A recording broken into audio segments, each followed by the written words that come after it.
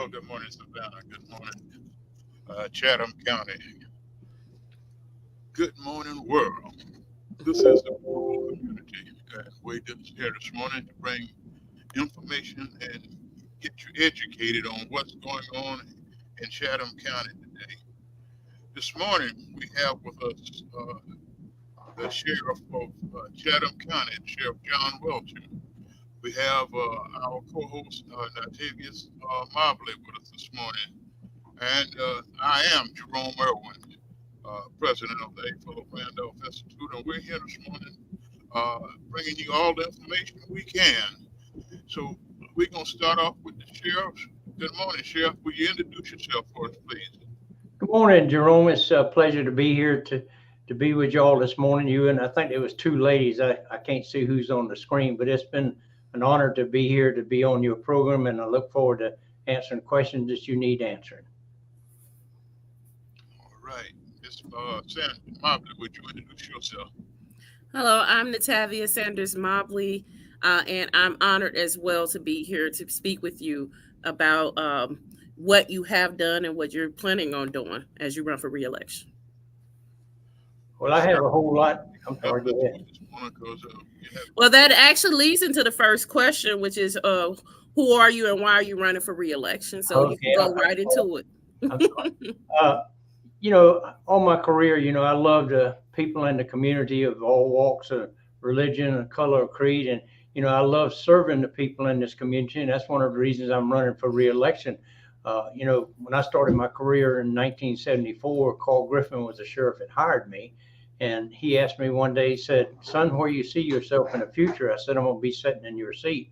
And thank the Lord I'm sitting in his seat. I've worked for three other sheriffs, and I think I've done a good job for the city of Savannah and the solvent state of Chatham, as I call it. Okay. All all right. right.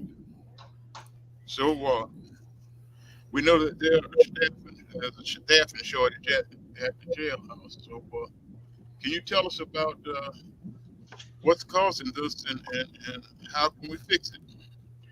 Well, one of the things, is a plus for us this year. We're 63 short today in the jail, and that's where your biggest shortage is because you have to watch the inmates and treat them humanely. This year we've hired 55 people, and we've only lost 6 out of the 55. And Mm-hmm. our recruiting and training division that I had set up in the last couple of years has done an excellent job by going out in the community, going to the military bases, going to anything that we can get to go to maybe get somebody to come in and be a member of our office, and we want to retain them. And the biggest thing about retaining them is that we've changed our shirts. I've let people grow beards. I've let people, change the different uniforms and everything else. And I think we're moving forward with that in the process of, hiring people. And I think it will come around as they say, the pendulum should swing back our way sometime sooner or later before I get out of this office. Well, how can the public help with the staffing problem in your recruitment issues? I couldn't hear you, Jerome. You faded out.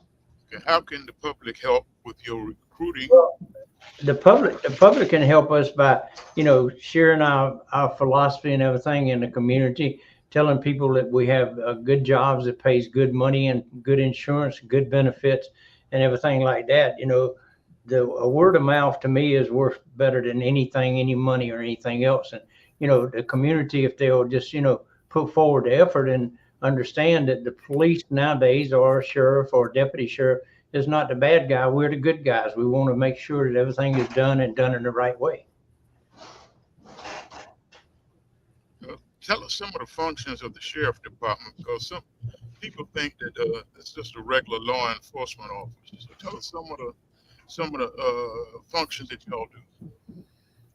But the functions of the sheriff's office is number one, I'm a constitutional officer. I work for you, the taxpayers. Y'all do not work for me.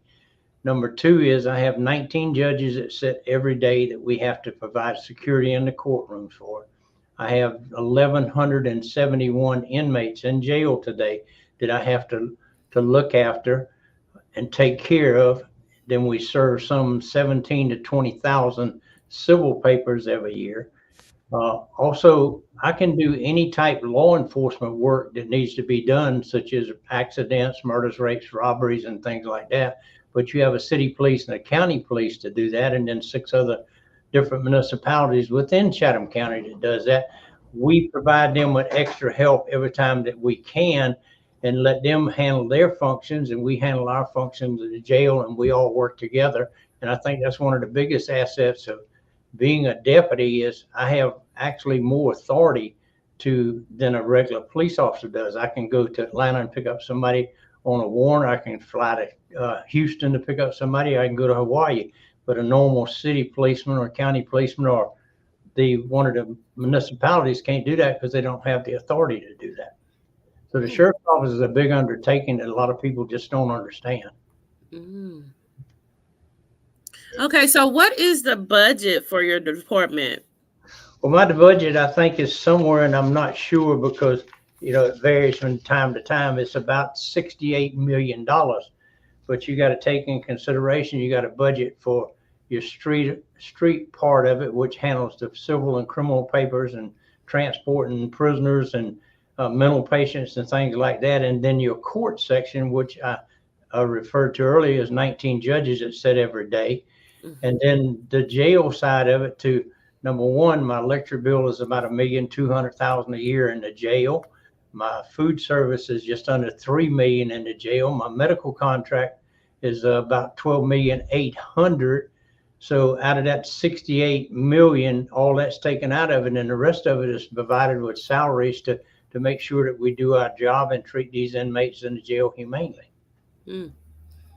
Okay. And so with that being said, is there any room in that budget to help recruitment by higher pay? Yes, ma'am. Higher pay is always a better thing to recruit people, and like I said, we've changed all of our strategy on the thing. Like I said, we've changed to different uniforms, different shirts. We let them grow beards and everything else. The money is one of the biggest factors, but one of the biggest things that the sheriff's office has over a lot of other agencies in the county is that the retirement and the insurance is a lot cheaper. And, as I always say, when it's raining outside, it's not raining inside the jail. When it's cold outside, it's warm inside of the jail. So we try every tactic there is to get people to come in and work for us. It's not a bad job. I'm in my 48th year here, almost would have been 50, but I left for a couple of years and I love it. I mean, you can't ask for no place better than this. Okay, well, I've got, okay, I see what it is now. I'm looking at the time clock. We in the 11 minute. Well, Sheriff, you've been around a long time. And kind of tell us,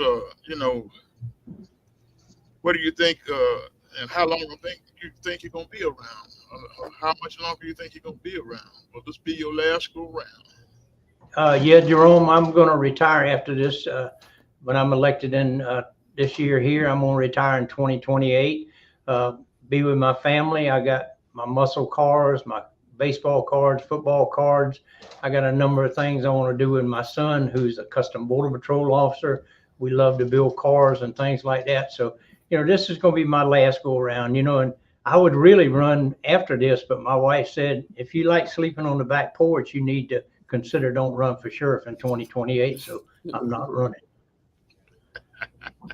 Sound like the cook has spoken. Yeah. Yeah, you probably need to listen to wife. Yes, ma'am. As long as I get the last 2 words in yes, dear, yes, ma'am, I'm very happy. All right. One thing that we noticed about why you so involved in the community. I couldn't hear you, Jerome. You and the lady talked over each other. Okay. Why are you so involved in the community? We know you've been around, but you're so involved in the community. Tell us about it. Well, number one, this is my career. This is my life here. Only time I've ever left this community is 1961 to 64 when I went in the U.S. Navy. Other than that, I've been here. The people in this community drive me to go and want to do things. If you ask me to go do something, I'm going to be there for you. If you ask me, can I help you? I'm going to help you if I can. And, my thing about being in the community, and it's no disrespect to anybody that I'm thinking to say, but, people want to get in here in May, June, July, August, September, October, November, go to these churches, go to these events. This is the first time they did it. I've done it all my life. I've been around probably 100 places with you and mine in your career around here. If you ask the sheriff to go somewhere, the sheriff's going to be there. You can rest on that. All right. I've been looking, and we've been uh, hearing about the mental health situation in the jailhouse. Why is there such a high incidence of jailing mental health inmates Well, in our community these days?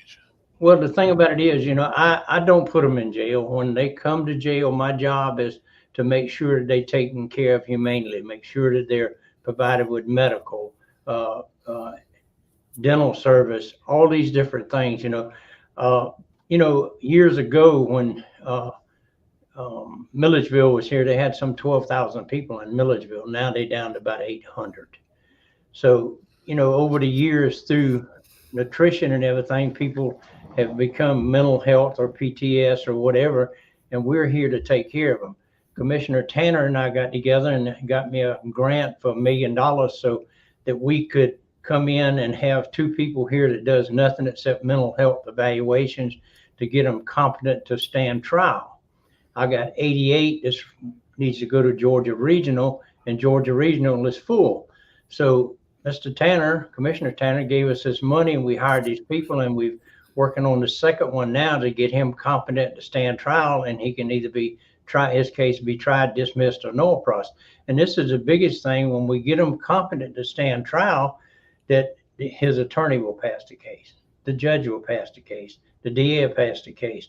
Then it comes back to his attorney, and he says, my client is not competent to stand trial, so you got to start all over with a mental health person or even somebody that's not mental health. So it's a big undertaking that you do, especially with mental health. I got 350 people in here today that's on some kind of psychotropic drugs. And that's why my medical contract's $12,800,000 a year. So if you got that many people, you need to have just a hospital built just for those folk, right?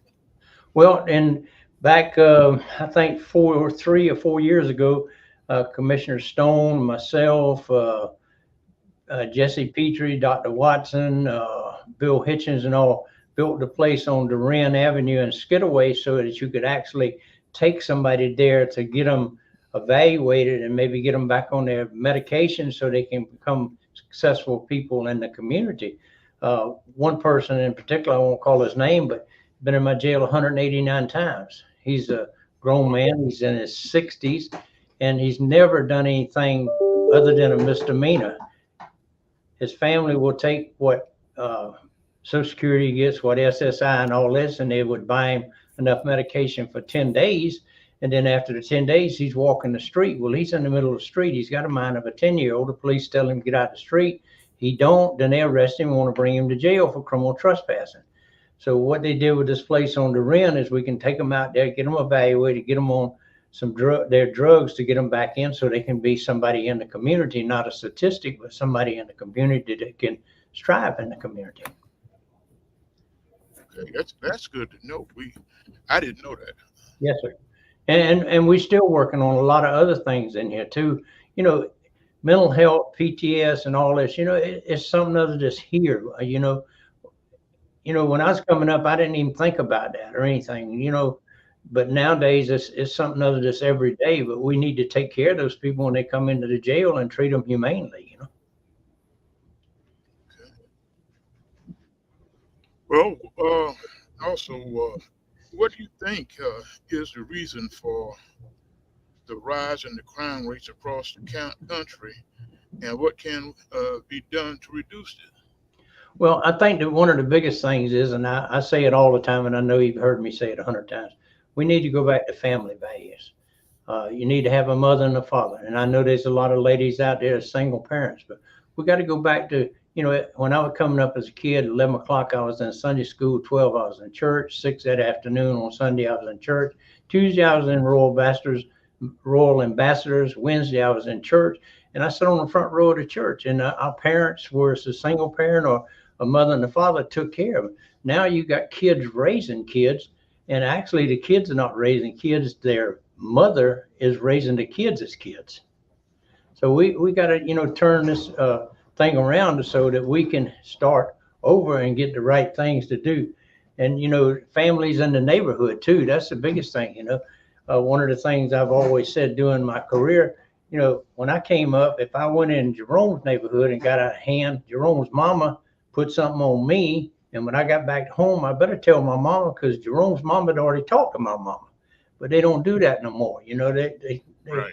totally get away from that. And you got to, it takes a village to make things happen, And, my old saying, if you see something, say something and do something, and that's one of the biggest things that we got nowadays that people just don't want to do that. And, if Jerome and I standing on the corner and we watch somebody shoot somebody and they come up and ask me and Jerome, well, I don't know who done it, but that's not the way to live, So, it's the family values and the neighborhoods and everything else. I hear you. I know it sounds like I'm in church on Sunday. I know that, but that's just my passion, That should be everybody's passion. And like I said, well, I told my dad one time when he was dying, I went to hospice to see him, and I said, Dad, I missed a few whippings in my time. He said, no, you didn't, son. I said, what do you mean, Dad? He said, you're running the jail, you ain't in it. Because my daddy and my mama were very stern people, and I appreciate it. I look over back every day to some things that my mom and dad said that I thought that I knew more than them, but it works out that you don't know more than them. They've been there, done that, and got the T-shirts to prove it. That's something that I think we all suffered with it when we were coming up. We thought we knew more than our parents did. And when you come to find out, we all were dumber than we thought we were. Yeah, and the thing, we got to work together. Just because I'm white and Jerome is black, that has nothing to do with it. We're human beings, and what's in your heart is what should be put out there, not something other that you don't like or anything else, because nobody's going to have all the same feelings or anything else in their career or their life, A human being is a human being. Yes, sir. It's time for a commercial break, so we'll be right back. Thank you. We'll be right back with you. All right.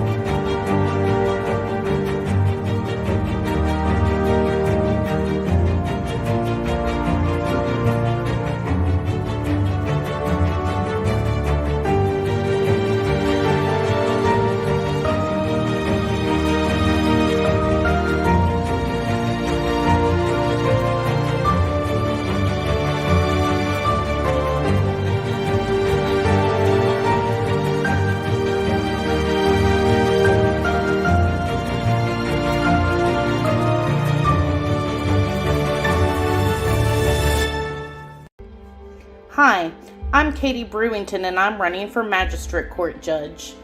Magistrate Court is often called the People's Court because people represent themselves or are pro se litigants. Magistrate Court handles civil claims up to $15,000, dispossessory proceedings, pre-warrant applications, and good behavior bonds. I'm a great candidate for judge because I have the experience, compassion, and drive to get the job done. I have been a probation officer, a criminal defense attorney, a solicitor, and a municipal court judge, and I will take all of that experience to get the job done. So remember, vote Katie Brewington, May 21st, for Magistrate. Right, we're back with you. Now, Katie, you got a question you want to Yeah, ask? I do. So we sometimes have consistent lawbreakers. As you said, you had somebody in jail 189 times. How do you feel about the laws that punish repeat offenders more harshly? Do you favor those laws or not? Well, the thing about the laws is it's made by our legislatures, our senators, and our congressmen. I don't have anything that I can even add to that because my job is to follow the letter of the law. Whatever the law says, that's what I have to do. My personal opinion that maybe they should be treated less or maybe they should be treated more, that's not for me to make that decision. That's for the people who make the laws to put them here and I'm to enforce them. Okay. And is there any other ways that the community can help with crime prevention? Is there something that community members can do to work in conjunction with you guys, with the lawmaker, with the law enforcers? Yes, ma'am. As I said earlier, family values in the community. Again, if you see something, say something, and somebody will do something. But if you see something and you never say anything, then things go undone. I know probably in my career, there's been a lot of cases that's never been solved that I don't actually know, but I know that, people know what happened and when it happened and who done it, So, that's the biggest thing. If you see something, say something and do something. And then in the community is to volunteer, volunteer your services, volunteer your expertise. I answer my phone 24 hours a day, 7 days a week, 365 days a year. You call me at 2 o'clock in the morning, I'm going to help you. And, a lot of times, no disrespect to anybody else, but other agencies and other sheriffs will not do that. But that is my goal, is to make sure that you as a taxpayer and a citizen of this community that I work for, that we're going to try to solve your problems. You're muted, Jerome. You're muted. You're muted. Jerome muted. She said you was muted, Jerome. Sorry about that. If this is, like you said, this is your last term, Sheriff. What do you plan to do after you retire? Are you gonna be in the fish pond? Are you gonna be hunting? Or are you just gonna be running up and down the road traveling? Well, really, I hadn't thought about it too much, but I got a lot of hobbies. I got 4 muscle cars. My son has 1 muscle car, and I have a lot of my baseball, football collection. And I'm going to do basically whatever my wife tells me we're going to do. If you want to know the truth about it, not tell you nothing out of the ordinary. But I'm just looking forward to still being in the community, still helping people. If people need help, I'm available. I have the same phone number that I've had for 30 something years. When I leave here, I'm not going to change it. People can call me if they need help, or I'll try to give them good directions or whatever. Okay. Would you consider being on a panel to discuss ways to improve the Orange Crush events and events like Orange Crush? Most definitely. I mean, I'm open for anything, to give. Again, as I said earlier, if you see something, say something, do something. If they invite me to be on the panel, I want to be there to give them my input, tell them what I think is right, what I think is wrong, and then you put it all in the middle of the table and you hash it out and then come up with a solution for it. Again, my job is to serve and protect the people of this community. And Orange Crush, I sent people to work it. Roadblocks, I send people to work it.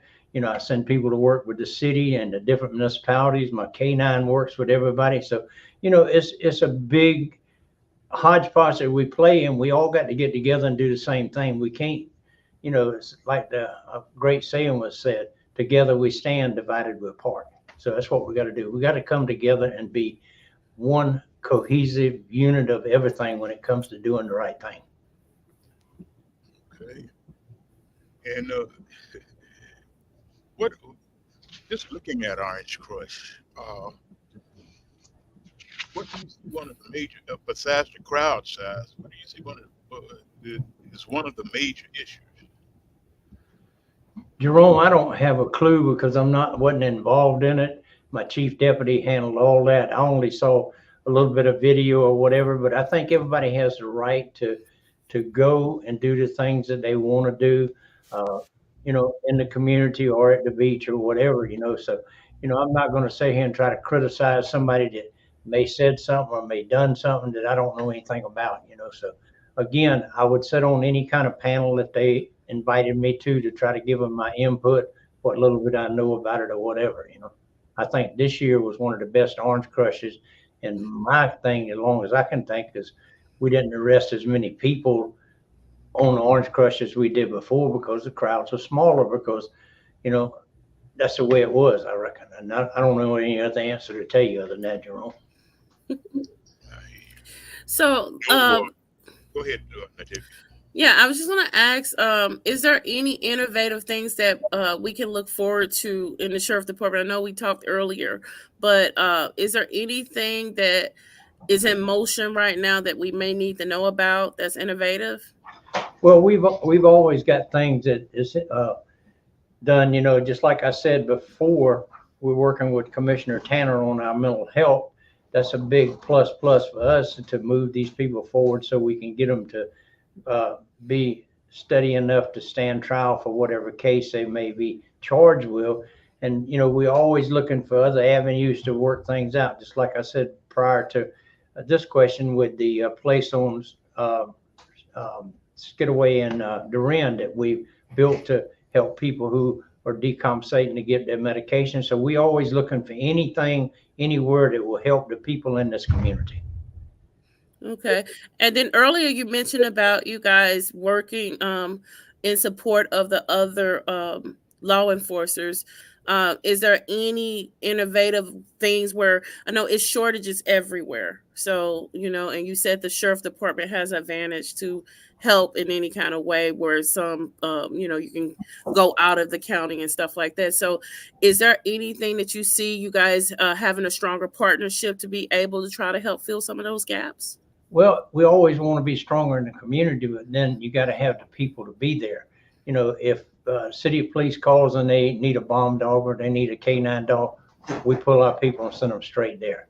You know, we're here again, like I said earlier, ma'am, to serve and protect the people. We want to give all the service we can, but we have to abide by what the courts put out for us to operate on and what my jail has to run to have the staff in there and everything else. So, you know, we're here to help any way we can. You know, I've been out on warrant searches at 2 o'clock in the morning with SPD because they needed people and they were short. And I've been there, my chief, my commanders, you know, everybody. We're here to help everybody. Okay. Jerome, you have any questions? You're muted again. Yeah, I'm trying to keep down the background noise. But, sorry about that. We talk about, we see a lot of young folk getting into trouble. And do you see implementing any programs to help influence the young people away from violent activities and giving them something else to do besides being in the streets?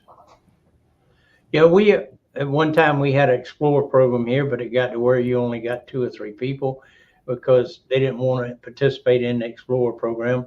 We've worked with the scouts. We bring them out here sometimes on the weekend and show them how to different things, you know, and stuff like that. Boy Scouts, Girl Scouts.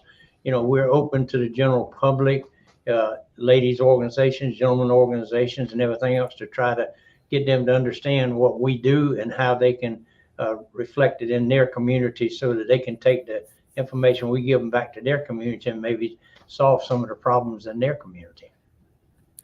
So, one question. So, understanding that there is a need for different programs, do you guys tap into like big businesses such as Gulfstream or Pacifics or the ports to ask for help with funding?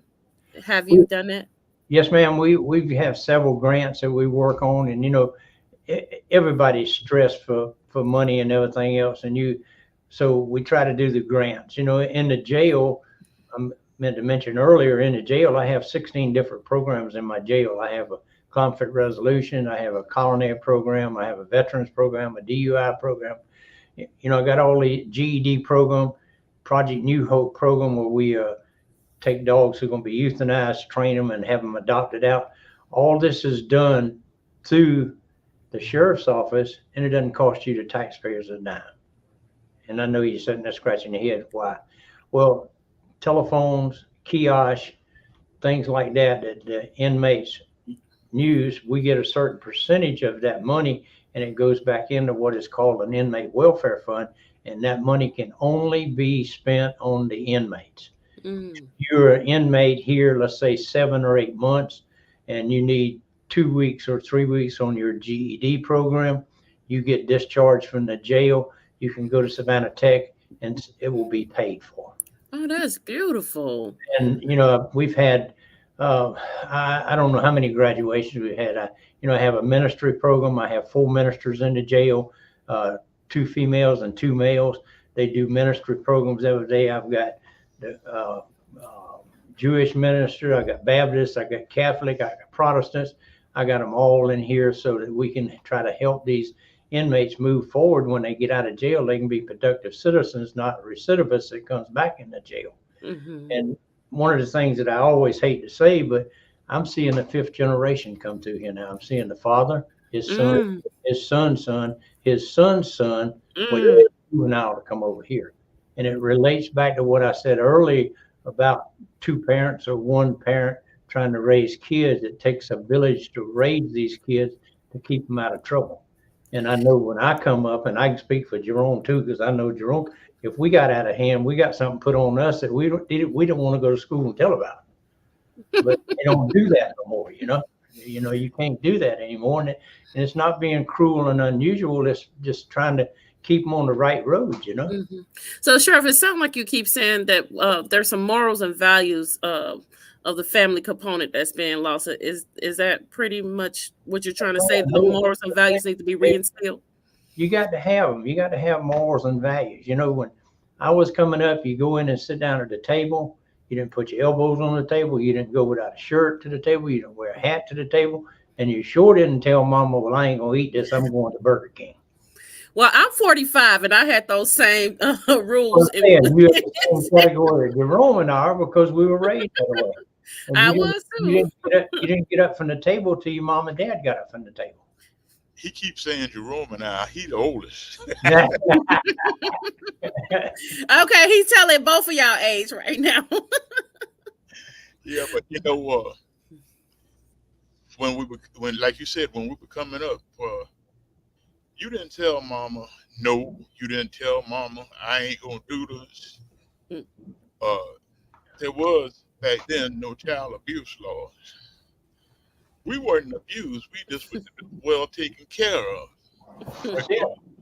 You're right. We wasn't beat bloody, but you got a whipping that you wasn't gonna do what you did that time no more. You're right about that. Sheriff, I'm really impressed with your answers. They're so thorough and straight to the point. Well, ma'am, I'm very truthful. I'm going to tell you today what I'm going to tell you tomorrow, and not being ugly or rude to you. I really don't care, because I can always look you straight in the eye tomorrow and say, what I told you yesterday, I'm going to tell you today. I'm very transparent. My dad and my mom said, tell the truth today and you ain't got to lie tomorrow. Yeah, what you see is what you get. I know my grandfather told me, he say, the most value you have, you're not a rich person, so your word is your value. So if your word don't stand on anything, then you have no value. My granddaddy always said, your word's your bond. Yeah. Mm-hmm. And that's the way it is, and back then, I know when I was coming up, 5, 6 years old, I seen my granddaddy walk into a bank and say, I want to borrow $500. He shook the guy's hand, walked out with the money, and 6 months later went back there and paid him for it. Never signed a note. Mm-hmm. But that was value in life back then. So with the education training, do the inmates get some kind of credit for doing these? They get a GED. They'll get their GED just like anybody on the outside. If they work in the Project New Hope, they get a kennel certificate. If they do the culinary, they get a thing that they can actually go out. And we've had several of them to get jobs on River Street at restaurants and everything else as chefs and everything else. So everything we do is structured around them not ever coming back to my jail. But do they get good time? Do they get time off for doing these? Everything, as I said earlier, is structured by the court. If the court gives you 30 days in jail on a misdemeanor, you actually only have to do 15. Okay. So, and then the inmates that work on the outside cutting grass, this and that, and we pay them money to do all that, so it doesn't cost the taxpayers any money. And you're welcome to come in my jail. My jail is clean. There's no noise in it. And if inmates walking down the hall, they walk to the left of you and they speak to you and they keep right on going. I'll put my jail up against anybody. I'm the 5th largest jail in Georgia, and I'm larger than most prisons. I can hold 2,433 inmates here. Speaking of which, how full are you right now? I'm at 1171, Jerome, this morning. 11, and during the pandemic, I was 1,908, so we whittled it down from 1,908 to, and I've been down almost to 1,096 at one time, but it all fluctuates on your course. And another thing too, a lot of people don't realize, people, when they tried within 15 to 30 days, if you're tried and going to prison, you're in prison in 15 to 30 days. I actually take the prisoners to the prison and turn them over to them. I don't keep them in here anymore. Okay. Let me ask you, We're approaching a break in about a minute. yeah, okay. We were talking about the education, and suppose you had someone in the jailhouse that wanted to do some college study. Is that made available to them?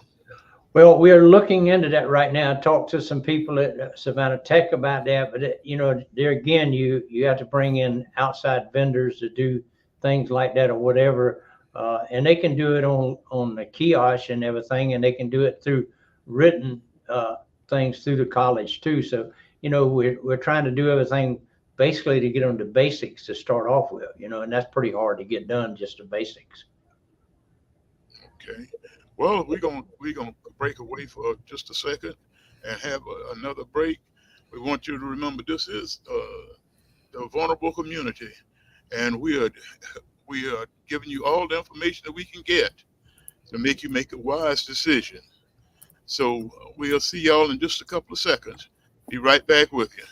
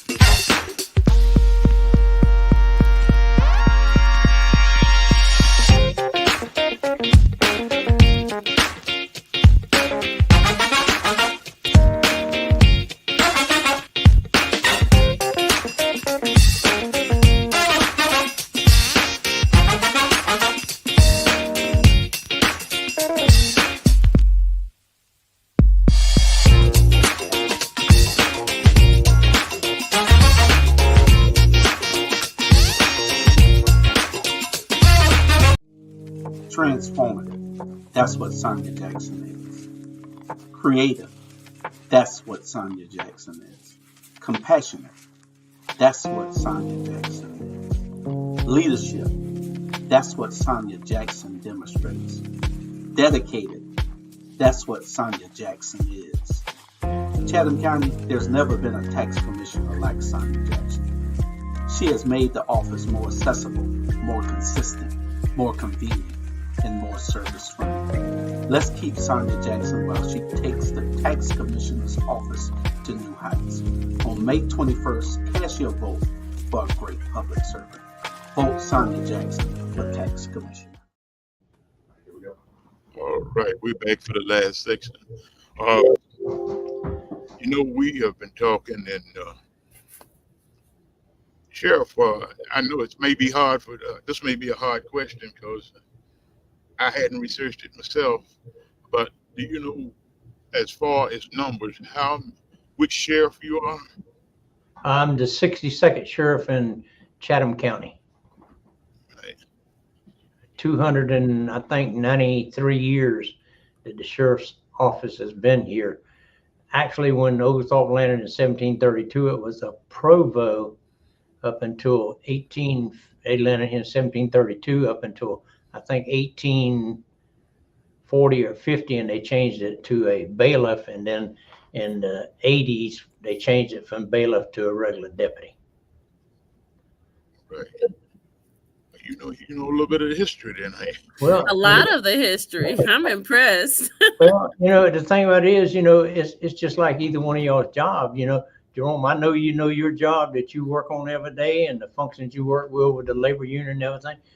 I wouldn't have a clue what it is, and I was raised I'm a union brat. My daddy was in the Teamsters Local 728 for 35 years. I know it raised me and my brother though, but you get involved with your job and you want to know every ins and outs about it because somebody's always asking you something. Right. So, And Sheriff, funny thing, you said something just a little while ago about the 5 generations of people you had in the jailhouse at one time or another. We used to, when we were coming up, we wanted to be like our parents. We wanted to do what we see our parents do. And we have been made to the point where I've been to the point where my father, when I was coming up, was a truck driver. I took the truck driving. How many of your kids took up in law enforcement? I have one son. He's a custom border patrol officer, and he's a GS 13-6, and he works at the port. I'm the first in my family to ever be a police officer, and my son's the second one. Have you got a question? yeah, I do. I mean, you just seem so relaxed, and you have such a big duty as sheriff. How do you manage your day-to-day stress? Well, my day-to-day is working for you, the people. I enjoy it. I get here every morning at 4:30 or 4:45, and I'm here till 4:30 or 5 o'clock in the evening, unless I got a function, which I have a function tonight at 5 o'clock, and I'll get home about 8 o'clock. But that's what drives me. It's to be here to serve and protect the people and try to answer all their questions. Can I answer them all? No, I can't. But can I try to get you an answer? Yes, I can. So is no stress to this job? No, ma'am, I don't have any at all. I just had a physical last month, and the doctor said the only thing that I need to do is not take so much vitamin D. I said, okay, I won't take no more then. So, I mean, I don't let it worry me, And one of the things, the reason that I don't let it worry, I surround myself with the best people. I got people who will come in and sit down and shut the door and say, look, you screwed up. We need to talk about it.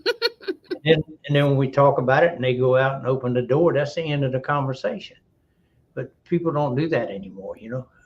They think a boss is the boss, but that's not true. I don't make all the right decisions. We only had one person on this earth that made those right decisions, and he's looking down on us now.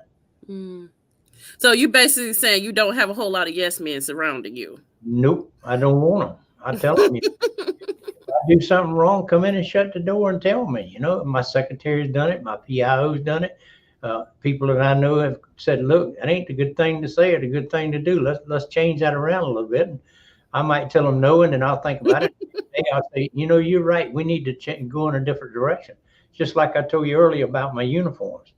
I've been a straight guy with, your brown pants and your brown shirt on, clean shave, I've changed. People come in and say, well, we need to change uniforms. We need to let people grow beards. We need to do this. We need to do that. And you have to change with the times. I can't expect my people to live in the 50s and the 60s with me, Wow. Sound like a great boss, for real. I'm just an ordinary guy. I love my community, and I always will love it, and I'll never leave it. And I never leave my house. I've been in my same house 57 years. I don't intend leaving it neither. Okay. I got you beat there. Sir? I said I got you beat there. Oh, you got me beat there. So y'all telling y'all age, 57 years. I don't mind telling my age. I tell them to keep up with me. I tell them to get up every morning at 4:30 and be here at work with me and work all day long and all weekend and everything. Saturday I was with 3-4 functions. But Jordan, I hate to cut it short. I know y'all got a lot of things to do, but I got another thing I got to do. I really enjoyed talking to y'all. I want to give y'all my phone numbers, and if you people want to call me and ask me questions, they're more than happy to. My personal cell is 912-660-7609. My office number is 912-652-7609. I answer my office phone at least 12 hours a day. I answer my personal phone 24 hours, 7 days a week. I've enjoyed it. I hope that I've give y'all some insight at what the sheriff actually does, because a lot of people don't understand it and don't know it. You know, we would love to be, we're one of 12 counties in the state of Georgia. It still has a county police, but you know, that's their choosing. But again, I enjoyed it. Jerome, thank you for everything that you've done over my career and being my friend. And I think I made another friend with this young lady that's on the conference with us too. Amen. All right. Do you have any closing statements before you go, Sheriff? That's it. I just done it. That was my closing. That's all you want to say? Okay. Yes, sir. I can't say enough except thank the community for having trust in me and concerns and everything else. And I'm here for them. Thank you all. All right. Well, we appreciate it. We appreciate having you, and good luck in your race. And we'll be looking to talk to you again very soon. Thank you, Jerome. All right. Well, we had the sheriff. We've had all three candidates on this time for the office of the sheriff of Chatham County. We are a nonpartisan organization, and we bring you the pure facts. We talk to everyone and give everyone a chance to talk to you, so that you can make a wise decision when you go to the polls to vote. So with that being said, Ms. Sanders, would you, Sanders Mobley, it don't matter. please do your closing statement? I really enjoyed the sheriff. Like I said, he was a breath of fresh air because he was so thorough in his responses. He seemed very passionate about what he was responding to. And, so I really enjoyed just learning, because he gave me a lot of things that I really didn't know that the sheriff department did. So I really appreciate just the learning aspect of this interview. And so I thank everyone for watching. All right. Well, we'll be right back with y'all again next Tuesday. We want everybody to be here with us. You'd be surprised who we have next week. So we're not telling, but we're gonna have someone good to talk next week. So y'all be here with us, and we'll see y'all next Tuesday at 10 o'clock right here at Vulnerable Communities at ATR Network. Talk to y'all later. Bye now.